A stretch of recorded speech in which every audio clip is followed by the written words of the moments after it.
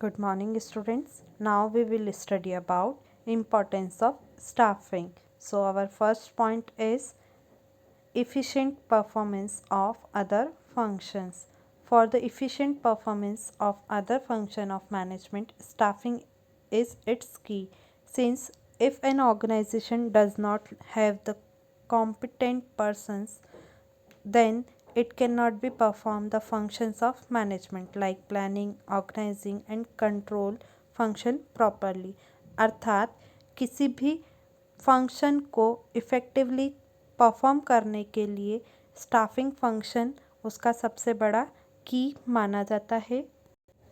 अगर किसी ऑर्गेनाइजेशन में कोई प्रॉपर पर्सन्स नहीं है या काम करने के लिए फंक्शन को चलाने के लिए व्यक्ति ही नहीं है या ह्यूमन रिसोर्सेस ही नहीं है, तो कोई भी फंक्शन जैसे कि प्लानिंग, ऑर्गेनाइजिंग और कंट्रोलिंग फंक्शन नहीं चलाए जा सकते। यानी इन सब फंक्शंस को चलाने के लिए स्टाफिंग फंक्शन होना ही चाहिए और इसीलिए स्टाफिंग फंक्शन को एक बेसिक की माना गया है।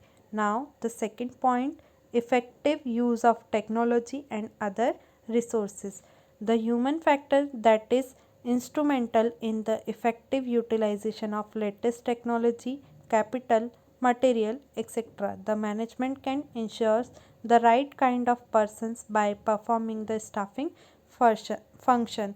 अर्थात ह्यूमन फैक्टर की हेल्प से और उनके इंस्ट्रूमेंट की हेल्प से हम प्रॉपर यूटिलाइजेशन टेक्नोलॉजी का, other resources like capital, material, इन सब का यूज़ हम ह्यूमन रिसोर्सेस की हेल्प से ही ले सकते हैं। इसीलिए ह्यूमन फैक्टर्स जो है वो एक इम्पॉर्टेंट फैक्टर होता है जिसकी मदद से हम proper effective utilization latest technology का, कैपिटल का, मटेरियल का ले सकते हैं। और मैनेजमेंट किसी भी ऑर्गेनाइजेशन में जब राइट काइंड ऑफ पर्सन को अपॉइंट करते हैं, यानी सही पर्सन को सही पोस्ट सही टाइम पर देते हैं, तो हम लेटेस्ट टेक्नोलॉजी और अदर रिसोर्सेज का यूज़ इफ़ेक्टिवली कर सकते हैं। यानी हम स्टाफिंग फंक्शन की मदद से ही सब कुछ सही टाइम पर परफॉर्म कर सकते हैं। Now the third point is optimum utilization of human resources.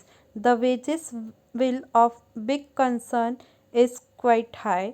Also huge amount is spent on recruitment, selection, training and development of employees. To get the optimum output, the staffing function should be performed in a efficient manner. अर्थात human resources का सही तरीके से या proper utilisation लेना ही staffing function का एक important role है और किसी भी स्टाफ या किसी भी मेंबर को वेजेस पे करना सबसे बड़ा हाई कंसर्न माना गया है।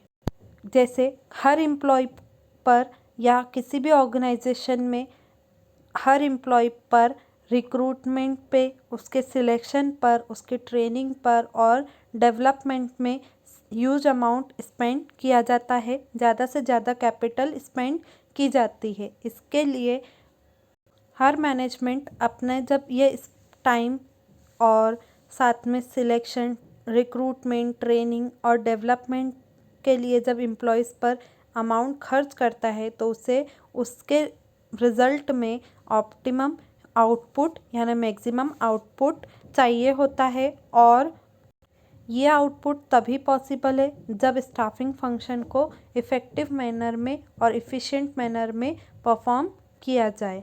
Now the next is development of human capital. Another function of staffing is concerned with human capital requirement. Since the management is required to determine in advance the manpower requirements, therefore it has also to train and develop the existing person for career advancement. This will meet the requirement of the company in the future. अर्थात जब staffing function का ये अलग और एक और function है या इम्पॉर्टेंट फंक्शन है कि उसे ह्यूमन कैपिटल की रिक्वायरमेंट होती है, यानी ह्यूमन बींग्स की रिक्वायरमेंट होती है। इसीलिए मैनेजमेंट इस रिक्वायरमेंट को पहले से फील करने की कोशिश करता है और इसके लिए वो पहले से ही लोगों को अपॉइंट करने की कोशिश करता है, सिलेक्ट करने की कोशिश करता है और उन्हें ट्रेन करने की कोशिश करता है, और जो पुराने या जो ऑलरेडी वहाँ पर पर्सन्स ऑर्गेनाइजेशन में होते हैं उनको भी ट्रेंड करके उन्हें डेवलप करने की कोशिश भी करता है फॉर देयर करियर, यानी दूसरे व्यक्ति के करियर के लिए उन्हें और एडवांस में ट्रेनिंग देकर डेवलपमेंट देने की कोशिश करते हैं। क्योंकि मैनेजमेंट को पता होता है कि इस रिक्वायरमेंट की ज़रूरत उन्हें इन फ्यूचर पड़ने वाली होती है, इसीलिए वो ह्यूमन बींग्स को पहले से ही ट्रेन करने की कोशिश करते हैं। Now the next point, that is building higher morale. The right type of climate should be created for the workers to contribute to the achievement of the organizational objective. Therefore, by performing the staffing function effectively and efficiently, the management is able to describe the significance and importance which is attached to the persons working in the enterprises.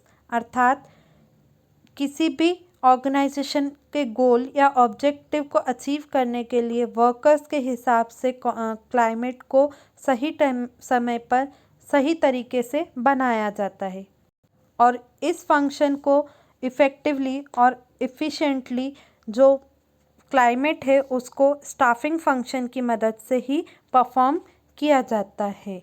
साथ ही साथ management जो है वो staffing function की मदद से ही उसके significance और उनकी इम्पोर्टेंस को बताते हैं, जिससे कि पर्सन्स जो है वो इंडिविजुअल इंटरेस्ट से कॉमन इंटरेस्ट में कन्वर्ट हो सके और एंटरप्राइजेस के लिए वर्क कर सके, और इस तरह से स्टाफिंग फंक्शन की मदद से लोगों के अंदर हायर मोरल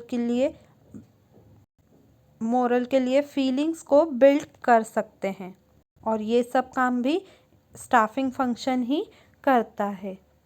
सो इस तरह से आपका ये टॉपिक भी यहाँ पर कंप्लीट होता है। Thank you.